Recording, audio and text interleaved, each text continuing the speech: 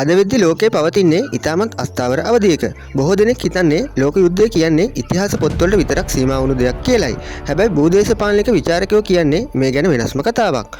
ලෝකයේ එක තැනක පත්වෙන එක ගිනි පුපුරකින් මුළු පෘථිවියම අළු වෙලා යන්න පුළුවන් මට්ටමටම අද වෙද්දි බල අරගලය දරණු වෙලා තියෙනවා. තාක්ෂණය, තෙල් සහ දේශපාලනය නිසා ලෝක යුද්ධයක් කියන්නේ අද ලෝකයේ හීනයක් නෙවෙයි. එය ඕනෑම මොහොතක සිදුවෙන්න පුළුවන් යථාර්ථයක් වෙලා ඉවරයි.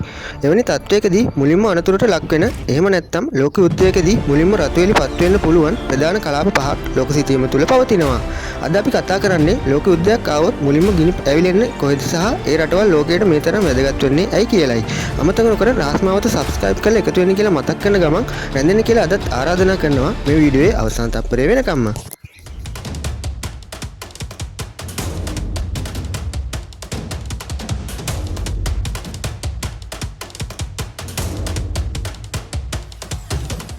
රිපබ්ලික් ඔෆ් චයිනා නිලනාමය වුණත් අද වෙද්දී අපි හැමෝම දන්න තායිවානය නැවතත් ලෝක යුද්ධයක් ආවොත් මුලින්ම රතුවෙලි පත්වෙන රටක් විදියට හඳුන්වන්න පුළුවන්.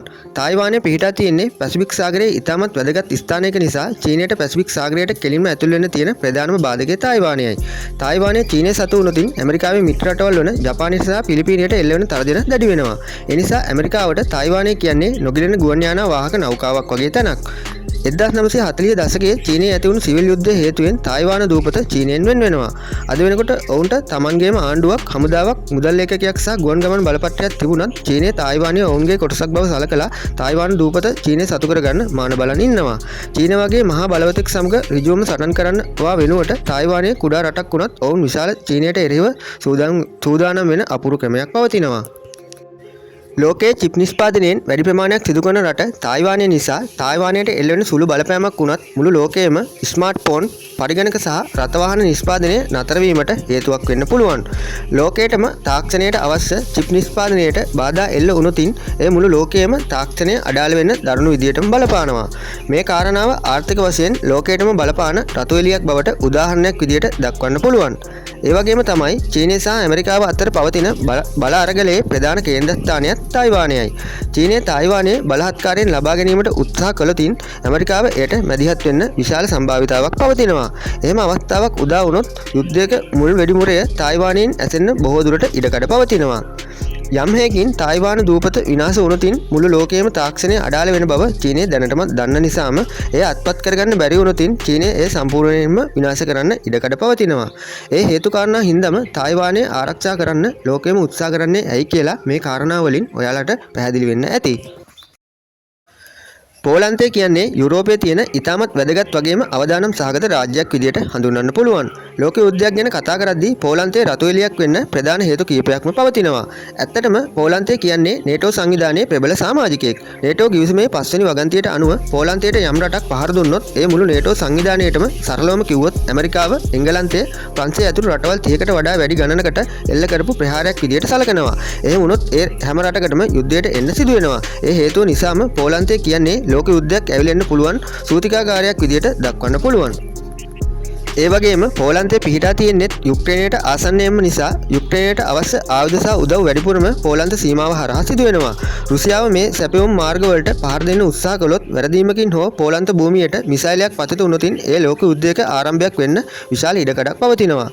පෝලන්තයට උතුරින් රුසියාවට අයත් කලිනින් ග්‍රෑම් නම් කුඩා ප්‍රදේශයේ පිහිටා තිබෙනවා. නැගෙනහිරින් රුසියාවේ මිත්‍ර රටක් වෙන බෙලාරුස් පිහිටා තිබෙනවා. මේ දෙක අතර කිලෝමීටර් 100ක් පමණ සුවල්කි ගැප් නමින් හඳුන්වන කුඩා බිම් තීරුවක් පිහිටා තිබෙනවා. යුද විශ්ලේෂකයන් පවසන ආකාරයට ලෝක යුද්ධයකදී රුසියාව මුලින්ම අල්ලන්න උත්සාහ කරන්නේ මේ කුඩා බිම් තීරුවයි. එහෙම වුණොත් පෝලන්තය කෙලින්ම යුද්ධයේ මැදට මැදි වෙනවා. තවත් පැහැදිලිව කියනවා නම් ලෝක යුද්ධයකදී යුරෝපයේ මුලින්ම ගිනි ඇවිලෙන තැන පෝලන්තය වෙනවා. රුසියාව සහ නේටෝ සංවිධානය අතර තියෙන ප්‍රධානතම බාධකය පෝලන්තය වන නිසා ඒ සිදුවන සුළු ගැටුමක් වුණත් මුළු යුරෝපයේම මහා යුද්ධයකට ඇද දමන්න සමත් වෙන්න බව දක්වන්න පුළුවන්. දකුණු චීන මුහුද කියන්නේ ලෝක යුද්ධයක පියස්සක් නැති වෙඩි බෙහෙත් ගබඩාවක් විදියට හඳුන්වන්න පුළුවන්. මේක ලෝකයේ සංකීර්ණ වෙන්නේ රටවල් ගණනාවක්ම මේකට කෙලින්ම සම්බන්ධ වෙන නිසායි. ලෝකයේ මුළු මුහුදු වෙළඳාමෙන් 3න් එකක්ම සිදුවන්නේ මේ මුහුද හරහායි. ලෝක යුද්ධයක් වුණොත් දකුණු චීන මුහුද සම්බන්ධයෙන් දක්වන රතුවෙලිය තමයි මේ මුහුදේ බලය චීනය අතරපත් වුණොත් ජපානයට, දකුණු කොරියාවට සහ තායිවානයට යන තෙල් සහ ආහාර නැව් නතර කරන්න චීනයට හැකි වෙනවා. එහෙම වුණොත් ඒක මුළු ලෝකයේම ආර්ථිකය හිර කරන බෙල්ල මිරිකීමක් වගේ දෙයක් වෙනවා. චීනය දැනටමත් මේ මුහුදේ කුඩා ගල්පර සහ වැලිකඳු මත කෘත්‍රිම දූපත් හදලා මිසයිල පද්ධති ගුවන් යානා පත වගේම රේඩාර්ස් පවා සවි කරලා තියෙනවා. ඇමරිකාව මේ කාරණාවට දැඩිව විරුද්ධ වෙනවා. ඒ වගේම චීනය දැනටමත් මේ මුහුදේ 90%ක්ම තමන් ඔවුන්ට අයිතිවාසිකම් කියනවා. නමුත් පිලිපීනය, වියට්නාමය, මැලේසියාව වැනි රටවල් එයට දැඩිව විරුද්ධයි. දැනටමත් නිරන්තරයෙන් පිලිපීනය සහ චීනය අතර ගැටුම් මේ මුහුදේදී ඇති වෙනවා. ඇමරිකාව දකුණු චීන මුහුද ජාත්‍යන්තර මුහුදක් මිසක චීනයට අයිති වැවක් නෙවෙයි කියලා නිරන්තරයෙන්ම ඔවුන්ගේ යුද නැව් මේ මුහුදේ සංචාරය කරනවා.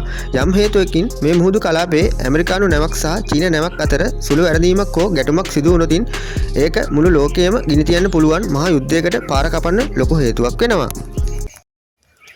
ඉරානය සහ ඊශ්‍රායලය අතර පවතින ගැටුම ලෝක යුද්ධයක ආගමික සහ බලශක්ති පිපුරුම් ලක්ෂ්‍ය විදියට හඳුන්වන්න පුළුවන්. අනිත් කලාපවලට වඩා මේ තියෙන විශේෂ කාරණාව තමයි මේ රටවල් දෙකටම ලෝකයේ ප්‍රබල රටවල් ඍජුවම සම්බන්ධ වී සිටීම.